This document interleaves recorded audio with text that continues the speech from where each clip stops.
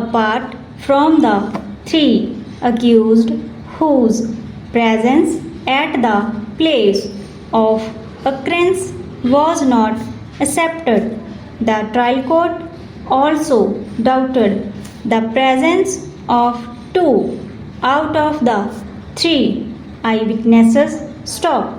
The trial court further held that even EW2, the only remaining eyewitness, had mixed up truth with falsehood, but his testimony was not liable to be discarded wholly, since he had himself received injury in the same occurrence. Stop.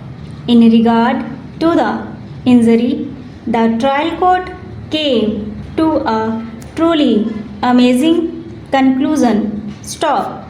The injury on the hand of Ramesh was certainly in existence, and it was also proved by the medical evidence. Stop. The trial court resolved the contradiction by fastening the injury to Ramesh to on to the appellant, even though that was not the case of the prosecution. Stop. The appellant was thus held guilty also of causing the knife injury to Ramesh and came to be convicted under section 324 in addition to section 302 of the penal code. Stop. Under section 324, he was sentenced to rigorous imprisonment for 1 year. Stop. He was also convicted under section 25 of the Arms Act by a separate judgment of the trial court dated February 2, 1998 in Sessions case number 26 of 1993 and sentenced to the period of imprisonment already undergone as under trial. Stop.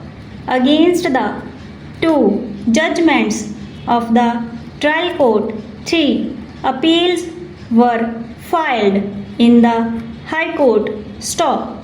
The High Court, by the judgment and order coming under appeal, dismissed all the 3 appeals and the revision, and thus upheld the judgments of the trial court in all aspects. Stop.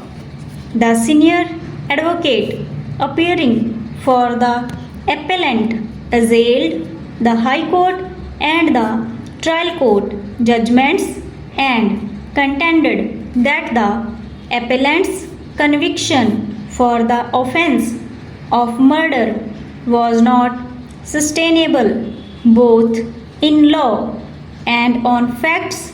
Stop. He submitted that there were at least 4 circumstances that falsified and completely demolished the prosecution case. Stop. First, there was a patent contradiction between the prosecution case and the motive assigned by it to the accused for committing the crime. Stop. Secondly, it was undeniable that injuries were fabricated both on the person, on the deceased, and Ramesh, the only eyewitness whose evidence was accepted by the High Court. Stop. According to the prosecution case, there was a fierce enmity between the persons accused party and complainant party. Stop.